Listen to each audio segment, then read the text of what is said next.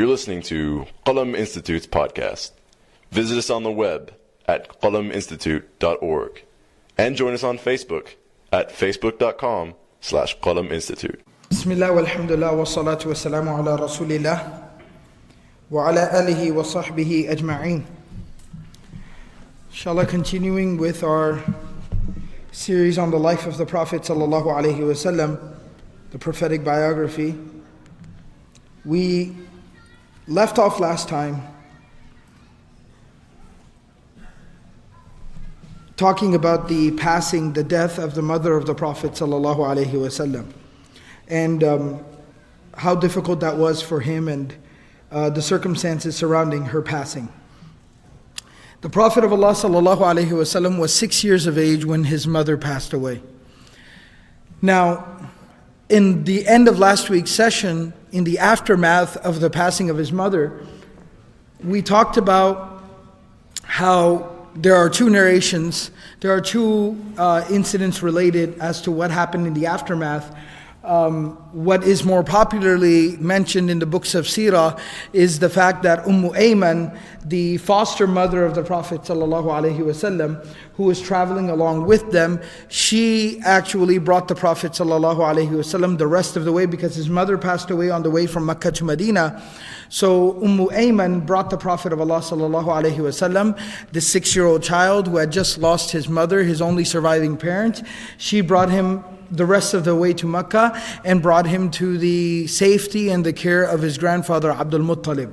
Another incident that's related, or another version that is related in some of the books of Seerah, is the fact that Ayman, since they had not gotten too far out of Medina, Ayman actually goes back to Medina because the Prophet ﷺ has some family there in Medina, and takes him back there to the safety of at least his uncles and whatnot. And then they're there for a number of days until Abdul Muttalib receives the news that, your daughter-in-law has passed away, so your grandson is there by himself. And then Abdul Muttalib actually travels to Medina to retrieve the Prophet ﷺ and bring him back home.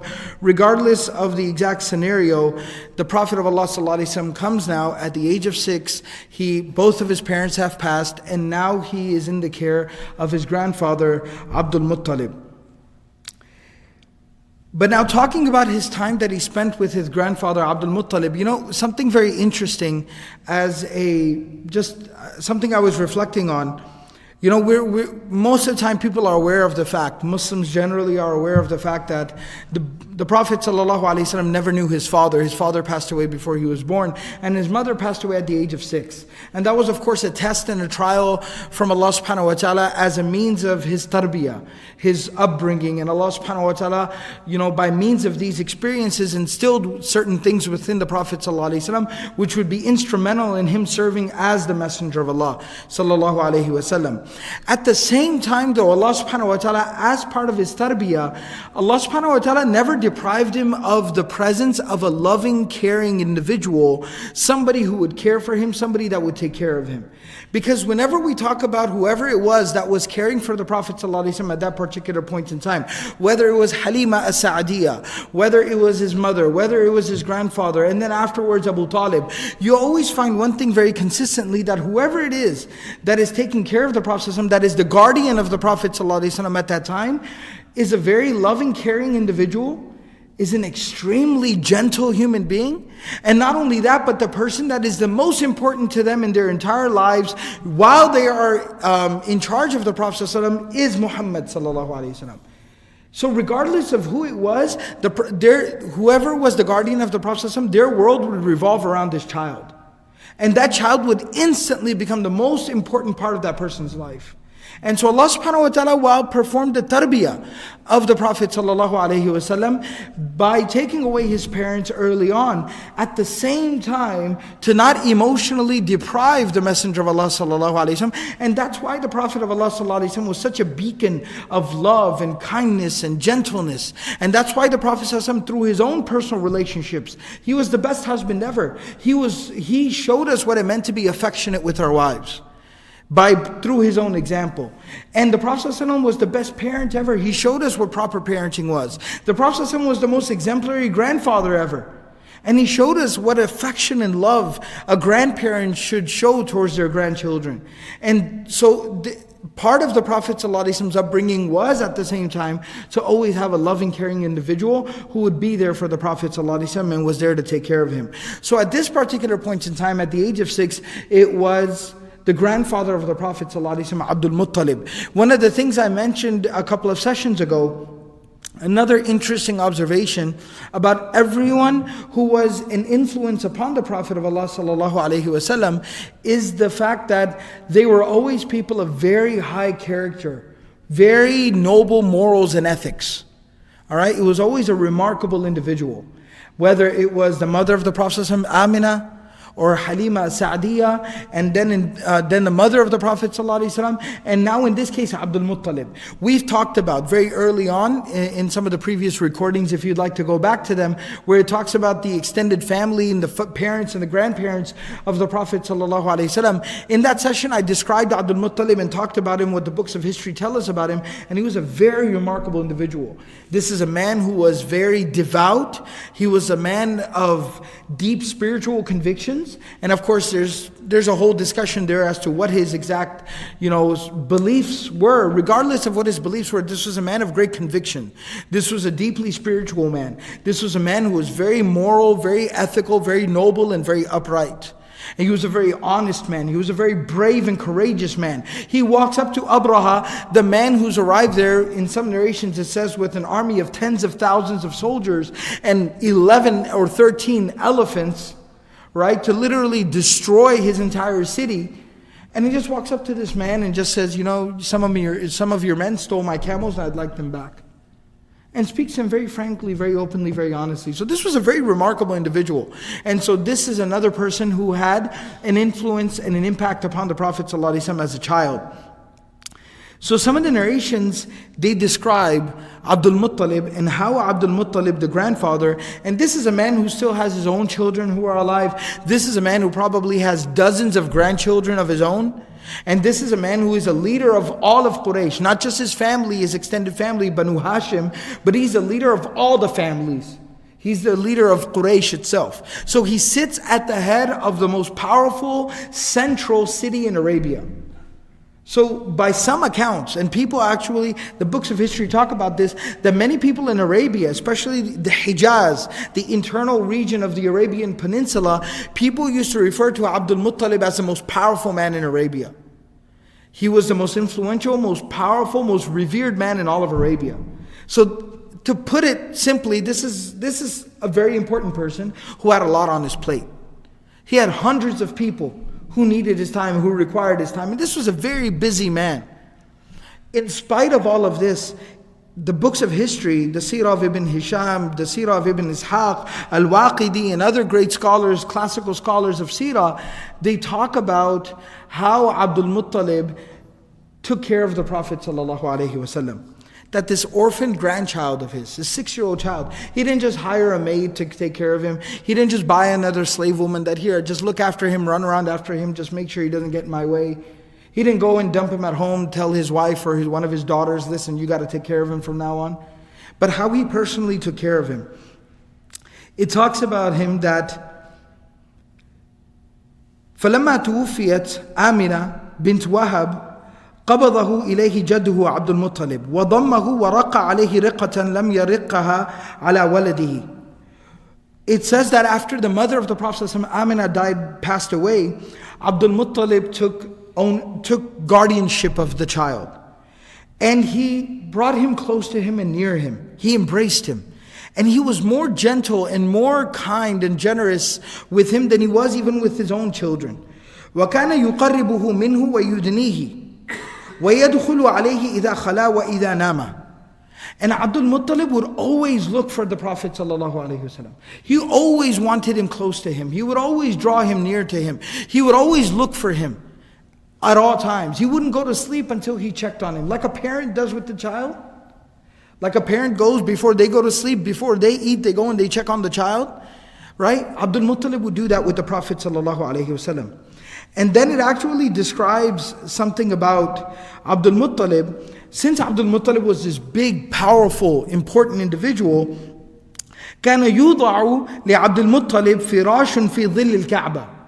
So during the daytime, on the side of the Kaaba where there would be a shade cast by the Kaaba itself, there was a little mattress, all right? There was almost like there was a cushion, all right, that would be placed there next to the Kaaba for Abdul Muttalib to sit on, and it would be placed on the side where the shade would fall from the Kaaba so that he'd be in the shade of the Kaaba, and the thing that he would lean against was the Kaaba itself.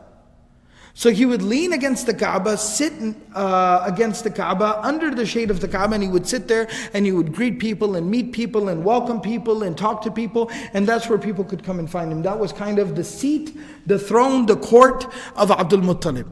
And this was a special seat that was reserved for him. Nobody would dare ever sit on that seat. And that cushion would stay there all the time. And nobody would dare sit on it because they knew this is where Abdul Muttalib comes and sits. All right, so he had that respect in that regard. وَكَانُوا بَنُوهُ يَجْلِسُونَ حَوْلَ فِرَاشِهِ ذَلِكَ. And immediately around that little cushion, that seat that was specially placed for him, his sons would come and sit around there.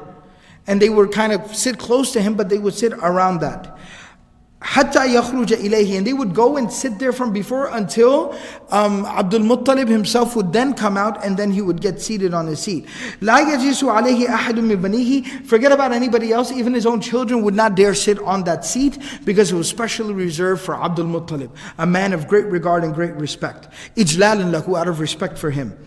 But then at the same time, Ibn Ishaq writes, فَكَانَ رَسُولُ اللَّهِ صَلَّى اللَّهُ عَلَيْهِ وَسَلَّمْ يَأْتِي. The Prophet ﷺ would come, 6-year-old child, he would come. وَهُوَ غُلَامٌ جَفْرٌ. And it describes the Prophet ﷺ that when he was a boy, when he was a child, he was kind of a chubby child. He was kind of a chubby kid. And so he was like this 6-year-old chubby little kid, and he would come, حَتَّى يَجْلِسَ عَلَيْهِ, and he would come and sit right smack dab in the middle of that seat. All right, so just like kids tend to do, he would come and he would sit down right in the middle of that seat. All right, you know, kids kind of have those tendencies, and they usually do that when they know they can get away with it. Right, like at my house for my father one year for Eid, actually, as a present, we bought like a recliner, like a really nice recliner, so he can sit and relax and chill on it. And he was able to utilize it until my daughter came along. And now my daughter comes and she sits on it, and if he's sitting on it, she makes him get up and then she sits on it. And she doesn't even allow him to sit on it anymore. So kids do that. And they usually do it out of affection, they do it out of love, and they do it when they know they can get away with it. So the Prophet ﷺ, this chubby 6-year-old kid, he would run in and he would come and go and sit down on that seat. فَيَأْخُذُهُ أَعْمَامُهُ لِيُؤَخِّرُهُ عَنْهُ. His uncles would come and they would grab him and pick him up and move him from there. No, what are you doing? Come here. Hey. Right? So they would grab him and they'd pull him off the seat, like, don't sit there. You're not supposed to sit there. فيقول عبد المطلب إذا رأى ذلك منهم دعوا ابني. When Abdul Muttalib would see them moving the Prophet ﷺ from the seat, he would say, no, leave my son alone.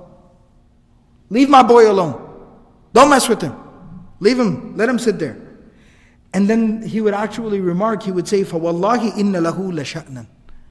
He would say, I swear by God, there's something special about him. He's a boy that's meant for great things. Let him be. ثُمَّ يُجْلِسُهُ مَعَهُ عَلَى فِرَاشِهِ. And then Abdul Muttalib would come and sit and pick up the Prophet ﷺ and sit him in his own lap. But he would not move him completely. He would sit and put him in his lap. وَيَمْسَحُ ظَهْرَهُ بِيَدِهِ. And he would sit the Prophet ﷺ in his lap, and then he would rub his back with his hand.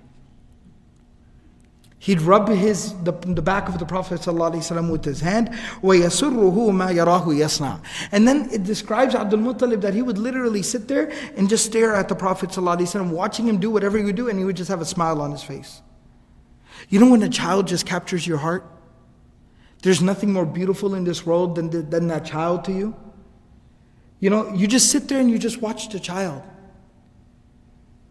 And it doesn't matter how useless of a thing that child is doing, how meaningless of an activity the child is engaging in. You just sit there and you just stare at him and you just have this goofy smile on your face the whole time. Just because there's nothing more beautiful, more wonderful than the child that you've ever seen in this world. It's the most magnificent thing you've ever seen. Abdul Muttalib would come and just rub the back of the Prophet ﷺ, sit him in his lap, and you just sit there and you just stare at him watching, playing and doing things, and just smile the entire time and just stare at him. And this is how Abdul Muttalib took care of the Prophet ﷺ, and how much he loved the Prophet of Allah ﷺ. He would even say sometimes, when the Prophet ﷺ would come and sit down on the cushion, and the uncles or the other people would come and try to move the child, would try to move the Prophet of Allah ﷺ from the cushion, Abdul Muttalib, when he would reprimand him, he would say, Da'u ibni, he would say, leave my boy, leave him alone, don't mess with him. And then he would actually say, Innahu la yu'nisu mulkan. He would actually say that he looks like a king. Let him sit there, he looks like a king. So that's the type of love that he had for the Prophet of Allah sallallahu alaihi wasallam. There's a very interesting narration that talks about one of the very interesting, incidents. This is something that as we progress through the seerah of the Prophet, we've talked about before in terms of what his mother experienced when she was pregnant with him, what she experienced when she gave birth to him, some of the incidents that occurred at the time of the birth of the Prophet ﷺ, that one conversation that, what happened with him when he was in the care of Halima Sa'diyah, the splitting of the chest, a conversation that his mother had with a couple of Jewish men in Medina, in Yathrib, and that's why she left from there. So similarly, these types of incidents, little incidents, will continue to occur throughout the life of the Prophet ﷺ until he grows older. And so one time a man from Banu Mudlaj came to Mecca, and when he came to Mecca and he came to visit Abdul Muttalib, of course, he's an important man. You go and you visit him. You're in his house, you're in his town, in his hood. And so he came to visit Abdul Muttalib, and while he's visiting Abdul Muttalib, he's staring at the Prophet ﷺ the entire time, because again, Abdul Muttalib's standard operating procedure is, if I'm sitting here talking to people, the child is here in my lap. And so the Prophet ﷺ is in the lap, and the man is staring at the Prophet ﷺ the entire time. And then he says to Abdul Muttalib, take care of this child. Take care of this child. Be careful with this child. And he says, because when I see him and the way he walks and the way he carries himself, the way he conducts himself, you can tell he's going to be somebody very important. He's meant for great things. This is a child that is meant for greatness. So be very careful with this child. Abdul Muttalib, when he heard this, he immediately he called for the most responsible, the most trusted of his sons, Abu Talib. He called him and he said that, listen to what they're saying. Listen to what this man has to say about your nephew. And then Abdul Muttalib had the man say the same thing to Abu Talib. And then he told Abu Talib that I want you to take care of Muhammad sallallahu alaihi wasallam.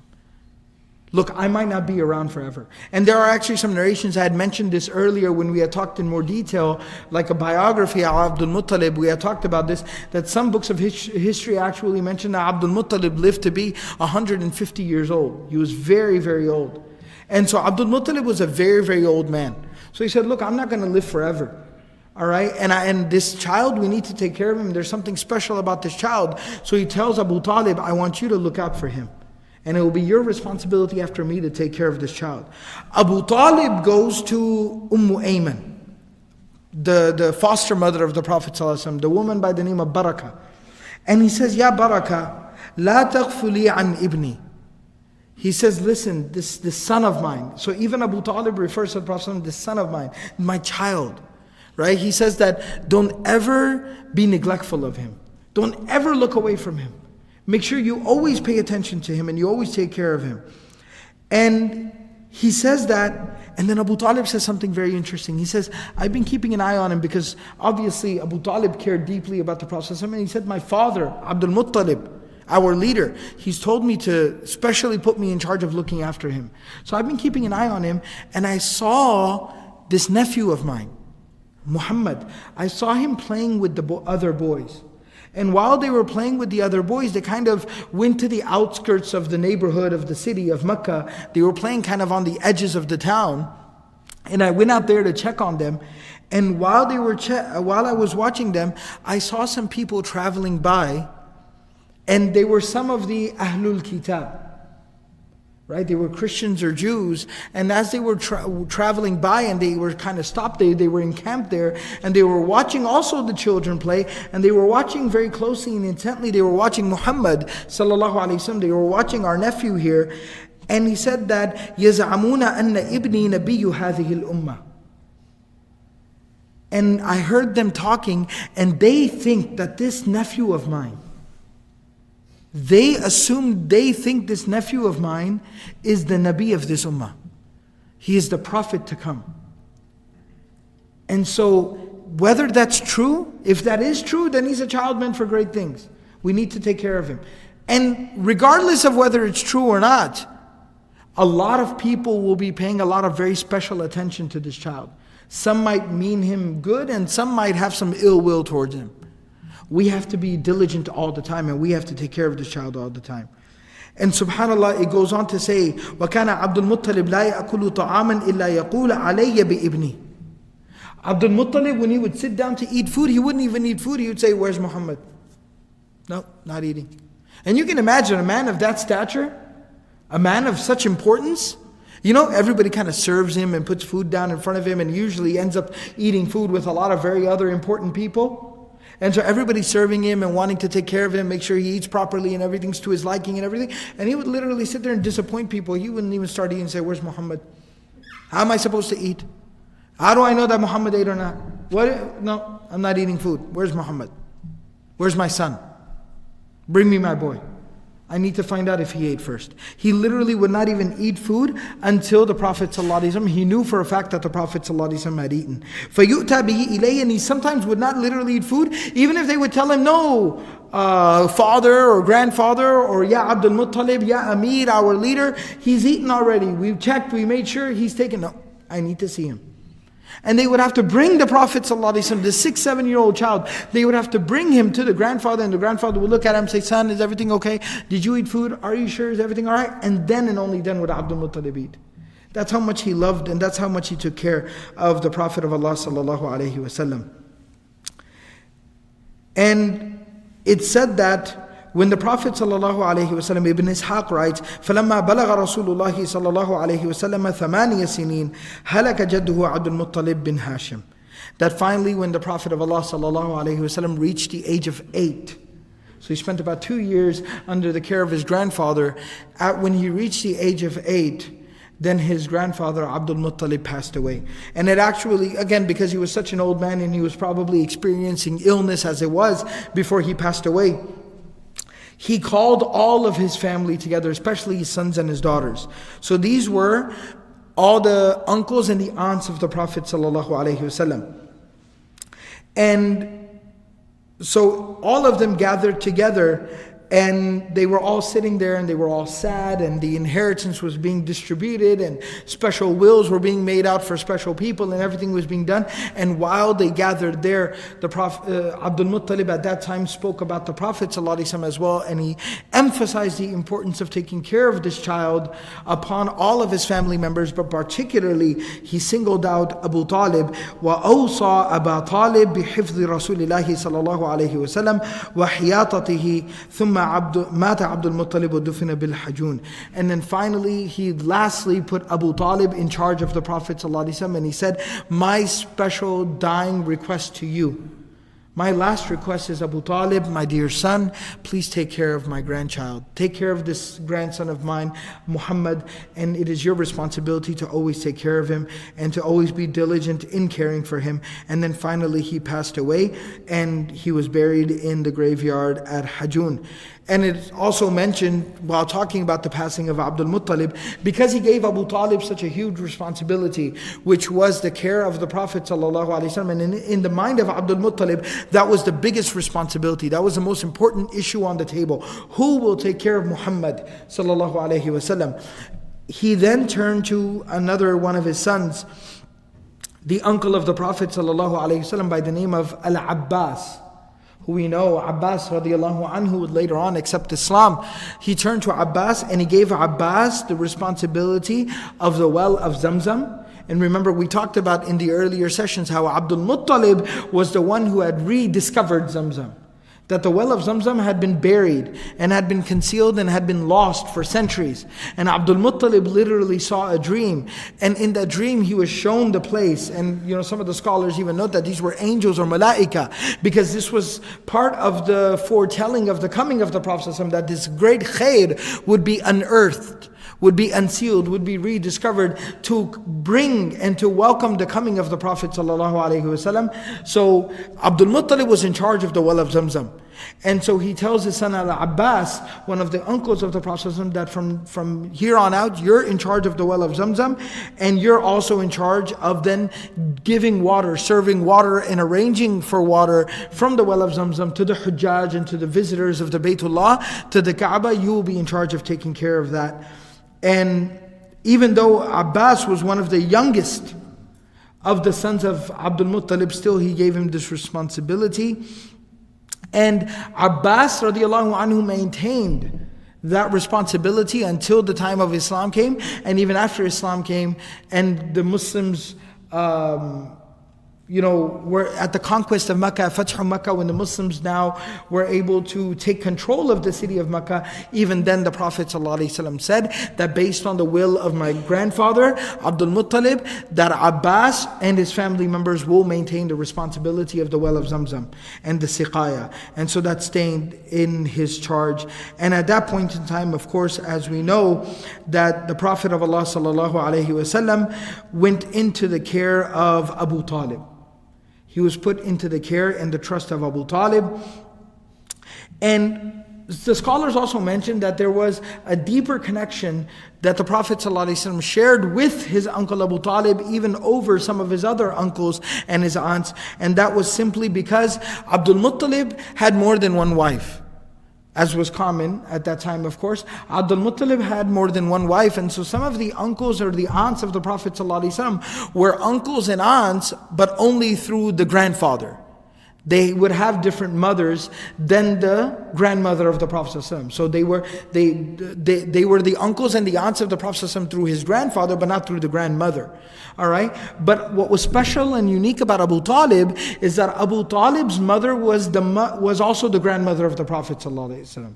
So the father of the Prophet ﷺ, Abdullah and Abu Talib, not only had the same father, Abdul Muttalib, but they also had the same grandmother, a woman by the name of Fatima. The grandmother of the Prophet ﷺ, her name was Fatima. And so Abu Talib was more closely related to the Prophet ﷺ than even his other uncles and aunts. And so there was a very, very special connection there. And of course, Abu Talib took care of the Prophet ﷺ. And it goes on to say the same thing. That Abu Talib was, and I've mentioned this before when talking about and describing Abu Talib was not a wealthy man. Even Abdul Muttalib wasn't an extremely wealthy man, as you would expect from somebody of his status and his stature and his respect and his leadership. He wasn't as wealthy as you would expect, but especially Abu Talib. And this again goes back to the tarbiyah of the Prophet ﷺ, that again Allah subhanahu wa ta'ala grants the Prophet ﷺ. Allah subhanahu wa ta'ala takes away his very, very loving grandfather. And again, this is the continued upbringing and tarbiyah of the Prophet ﷺ. But at the same time, Allah balances the tarbiyah of the Prophet ﷺ by providing another individual who loved the Prophet ﷺ like he loved nobody else in this world. And not only that, but he had some very special qualities. Abdul Muttalib was that leader. But Abu Talib was a very, very simple man. And that was what was unique about Abu Talib. He was a very simple man. Literally what we call zahid. In Arabic and Islamic terminology, the term zuhud, literally somebody who has no desire, no inclination, no connection to worldly things, to materialistic things. Abu Talib was that type of a man. La mala lahu. Ibn Ishaq mentions, Al-Waqidi mentions, all the classical books of Seerah, they mention that Abu Talib was somebody who had no money, no wealth. He had no inclination towards these things. But at the same time, وَكَانَ يُحِبُّهُ حُبًّا شَدِيدًا. He used to love the Prophet ﷺ very, very, he very strongly cared for the Prophet ﷺ. Such love and such affection towards the Prophet ﷺ, لَا يُحِبُّهُ وَلَدُهُ. He literally did not he loved the Prophet ﷺ like he didn't even love his own children. And I often say this and mention this, that when we talk about such situations or such cases and scenarios, we often say, he loved him like one of his own. Abu Talib didn't love the Prophet ﷺ like one of his own. He loved the Prophet ﷺ more than he loved his own. And that sounds impossible. And as a father, I don't know if I'd ever be capable of doing that. Loving somebody else's child more than you love your own. But Abu Talib proved that it is possible. Because he literally would love the Prophet ﷺ and take care of him more than he would do for his own children, his own child. And he would not go to sleep similarly like Abdul Muttalib. He would not go to sleep until he checked on the Prophet ﷺ, made sure that he was safe and he was okay. When he would go out, he would make sure the Prophet ﷺ was with him. He would shower him with so much love that literally it's unheard of. وَكَانَ يَخُصُّهُ بِالطَّعَامِ He similarly, like his father Abdul Muttalib, would not eat until he saw the Prophet ﷺ had eaten. And when he would sit down to eat, he would first sit and feed the Prophet ﷺ before he would eat himself. And he would make sure that good, nice, special food was made for the Prophet ﷺ. And here comes a very interesting thing. An experience of Abu Talib, much like the experience of Halima as-Sa'diyah. When the family of Abu Talib would eat individually, because Abu Talib was not a wealthy man, food was very scarce. Food was very little in their home.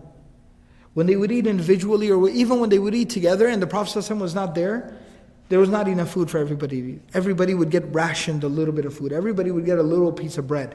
And they would have to eat whatever there was, drink a lot of water, and just make do with what we had. Sorry, it is what it is. But they say, وَإِذَا أَكَلَ مَعَهُمْ رَسُولُ اللَّهِ صَلَّى اللَّهُ عَلَيْهِ وسلم شَبِعُوا. But the same amount of food would be made. And when this 8-year-old, 9-year-old child, Muhammad, this orphan child, Muhammad sallallahu alayhi wasallam, when he would sit and eat with them, the food would be enough for everybody. The same amount of food. And now you add another mouth, add another chair to the table. It should be even less for everybody else. Everybody should be left even more hungry than they were before. But miraculously, the food would be enough for everybody. Everybody would eat to their fill and food would still be left on the table. From the barakah and the blessing of Muhammadur Rasulullah sallallahu alaihi wasallam. As a child. Like we talked about, like we studied about Halima and her experiences with the Prophet sallallahu alaihi wasallam. So literally the family of Abu Talib cared for the Prophet. He physically was incapable of eating until he knew that the Prophet had eaten. But even the family of Abu Talib became so invested into the Prophet ﷺ, even if it was for their own agenda or their own purpose, they would not want to eat until Muhammad ﷺ was there. They would all look for the Prophet ﷺ. Hey, where's Muhammad? Go find him. Go bring him and then we can eat food. Because of the barakah and the blessing that the Prophet ﷺ would bring to the table.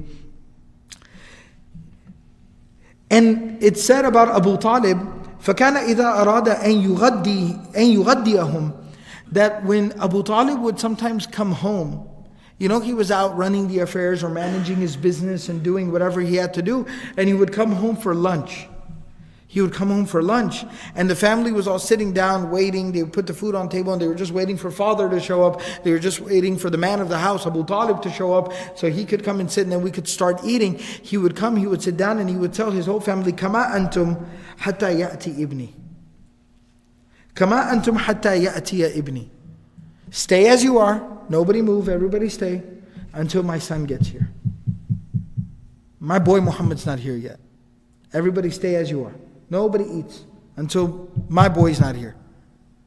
And the Prophet ﷺ would be brought, فَيَأْتِي Rasulullah ﷺ, the Prophet ﷺ would come, فَيَأْكُلْ مَعَهُمْ, and then he would eat along with them. And they would literally give preference to the Prophet ﷺ. So if there was like a special, maybe there was a nice piece of meat or a nice cut of meat or something like that, they would actually give it to the Prophet ﷺ, and the whole family would take care of him. And Abu Talib and because when a little bit of food would be made, that would not be enough for the family. But when the Prophet ﷺ would eat with them and it would be enough for everybody and food would be left over, Abu Talib would sit there in amazement. And he would look at this child, this 8-year-old child, this innocent child, who had lost everybody near and dear to him. And he would look at the Prophet ﷺ and he would say, إِنَّكَ لَمُبَارَكٌ. My son, there's something special about you. You're a blessed child. You're a blessed human being. There's some special blessing about you. إِنَّكَ لَمُبَارَكٌ. And Abbas, the family of Abu Talib. And in fact, Ibn Abbas radiallahu anhuma says that we heard from the family of Abu Talib, we heard that when the rest of the children in the house, when they would wake up in the morning, the crust that is, at the corner of the eye, when you wake up in the morning, you have a little bit of nastiness, you have a little bit of crust in the corner of your eye, right? The gunk or whatever it's called, right? So that little bit of gunk is in your eye, and the kids would be like really messy and stuff when they would wake up. They'd be drool all over their face, and they have gunk in their eye, and their hair would be all disheveled and all messy looking and stuff. And their mom would have to wash them and comb their hair and oil their hair and nice and make them up and make them look nice and neat before they went out of the house. So when the children would wake up in the morning, they look like a mess. Literally, it says, وَكَانَ الصِّبْيَانُ يُصْبِحُونَ رُمْصًا شُعَثًا. When they'd wake up in the morning, they'd be like nasty and messy and drool on their face and gunk in their eyes, and their hair would be all disheveled and messed up. وَيُصْبِحُ رَسُولُ اللَّهِ صَلَّى اللَّهُ عَلَيْهِ وسلم دَهِينًا كَحِيلًا. But when the Prophet would wake up in the morning, his hair was like perfect. His hair would look like perfect, and his eyes would look like bright and clean and clear. Kahil literally means like somebody's like kuhul, antimony. Like it's not quite mascara. That's not a good representation, because then that mascara makes you look emo. All right, the Prophet didn't look emo. All right, that's a misrepresentation. But it just means that your eyes look big and bright. They look clean and clear. There's no redness. There's no gunk. Not like how we look in the morning. How do you look once you've taken a shower and you've eaten some breakfast and you've put on your nice clothes? When you look nice and bright and fresh in the morning? That's what the Prophet looked like the second he woke up. And his hair would look nice, and his eyes would look big and bright and clean and clear. There was just something special about this child, and everybody would see that. And even as a child, the Prophet displayed amazing akhlaq and khuluq and mannerisms. He had this dignity to him that children normally don't have. Children are cute and adorable, don't get me wrong. But they also lack like a certain amount of dignity, if you want to call it. Right? I don't know how else to refer to it. What I'm trying to say is, if a child sees a piece of food on the ground, what does he do? Right? Goes right up and just puts it in their mouth. Right? If you put out some food on a table and the child can reach it, what's going to happen? Destruction. Child runs up to it and just sticks both hands into it, and it's done, it's destroyed. That's what children do. So when the children would wake up in the morning, they would look like a mess. The Prophet would wake up in the morning and he'd look just like this beautiful, radiant child. And then when the mother, Abu Talib's wife, she would put food out for breakfast in the morning for the children, the children would all run to the table, and they'd all kind of pushing each other out of the way and elbowing each other, and they're all trying to grab stuff and grabbing, snatching, like if you opened up a box of donuts in the middle of a bunch of 6-year-olds.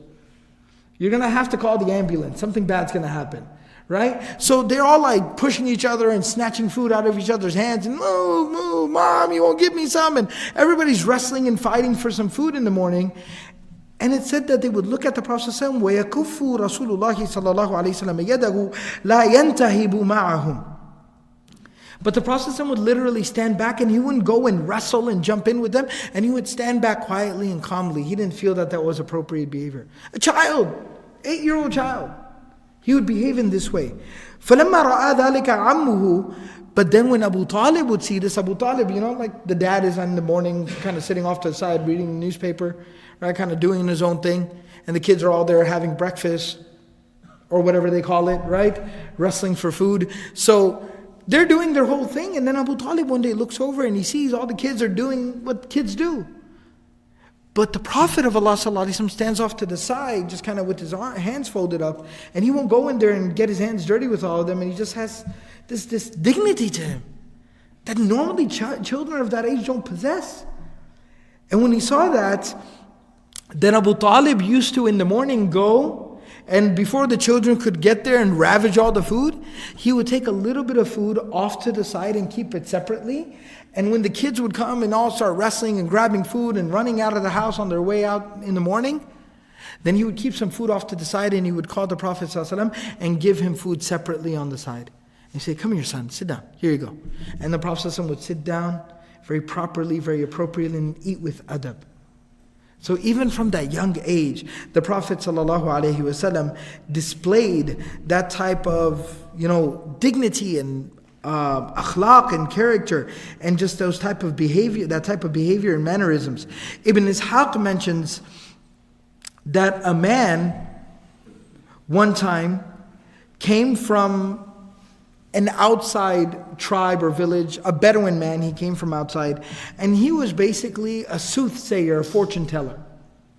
And the Arabs were very much, this was a big part of their culture. Soothsayers, fortune tellers. Today people read their horoscope, but they call a psychic or whatever it is. So just like, unfortunately, it's a part of today's culture. And of course, we understand this is something that's not permissible in Islam. The Prophet ﷺ says somebody who goes to a fortune teller intentionally knowing what they're doing, and they go to that person, then that person has rejected and denied the religion that Muhammad ﷺ was sent with. So meaning that person has disbelieved in Islam. A person is, contradicting their own faith. So it's impermissible, but of course this unfortunately happens today, and it happened at that time in the pre-Islamic era, in Arab society at that time. So one thing that everybody would do, and this particular fortune teller was very, very famous.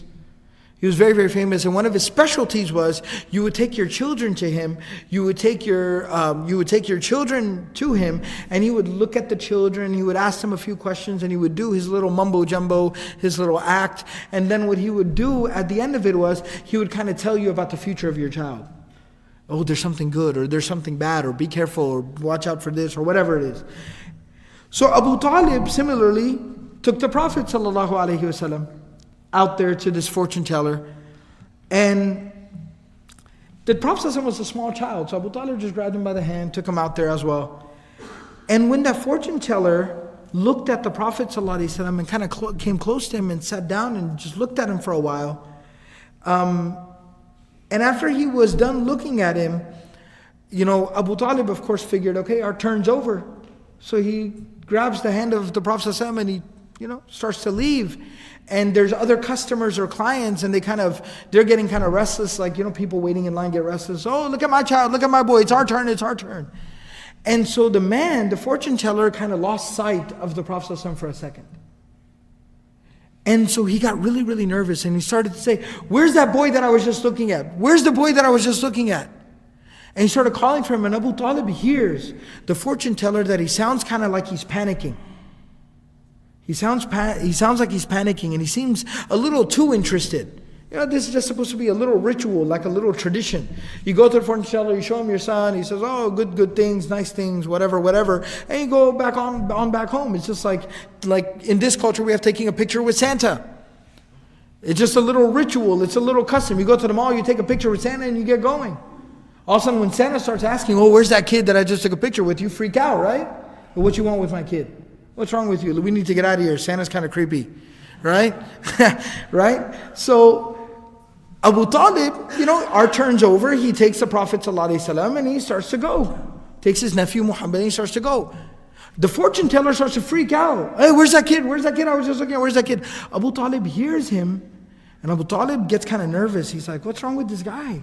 Why does he have such a keen interest in my nephew? Remember, they're already very overprotective of the Prophet ﷺ, and then all of a sudden you have some stranger, some weird fortune teller guy looking for him. So Abu Talib pieces out of there. He gets out of there real quickly. It says in the narration that the fortune teller is very upset. He gets very angry and very upset. He says, Waylakum, get out of here, all of you. I don't want to see anybody else's kid. All of you get out of here. Ruddu alayhi al-ghulam alladhi ra'aytuhu anifan. Bring me that boy that I was just looking at earlier. فَوَاللَّهِ لَيَكُونَنَّ لَهُ شَأْنٌ. Because there's something special about that boy. That boy's not an ordinary boy. That's not an ordinary child. There's something special. And we know from the Messenger of Allah sallallahu alaihi wasallam, in fact the Quran talks about this as well. Rajaman bil ghayb. It talks about the shayateen. Right? وَالسَّمَاءِ وَالطَّارِقِ وَمَا أَدْرَاكَ مَا الطَّارِقُ النَّجْمُ الثَّاقِبُ. Right? And the Prophet ﷺ tells us about this in a hadith as well, that a lot of times these fortune tellers, they are influenced by shayateen. And what happens is that the shayateen that try to sneak out a little bit of information here, a little bit of information there, from the conversations of the malaika, that they bring bits and pieces of broken information. There's a famous story of Ibn Sayyad, that there was a child that some of the Sahaba felt, were worried. There was some paranoia amongst the Sahaba that Ibn Sayyad might turn out to be the Dajjal, the Antichrist. And so they told the Prophet ﷺ, and when the Prophet ﷺ basically tested this child, and then the Prophet ﷺ assured the Sahaba, he said, he's not Dajjal, but he is influenced by shayateen. And the Prophet ﷺ actually, the incident goes that the Prophet ﷺ said, I'm thinking of something. And he was thinking of an ayah of the Quran. يَوْمَ تَأْتِ السَّمَاءُ بِدُخَانٍ مُبِينٍ. He said, I'm thinking of something, tell me what I'm thinking of. And the child sat there for a little while and then started going, dukh, dukh. And the Prophet ﷺ said, he's influenced by shayateen. So, this is a similar type of situation, possibly, that these types of fortune tellers would often be influenced by shayateen. And so it's very, very possible that when this fortune teller is sitting there in the company of the Prophet of Allah ﷺ, even as an innocent child, that through some shayateen or something, he's influenced or he's told or he's informed that this is a very special child, you need to keep an eye on this child. We might need you to do something with this child. And so he freaks out and he says, where's that child? Bring him back to me, because there's something special about that child. But by that time, Abu Talib has already moved on and he's already left.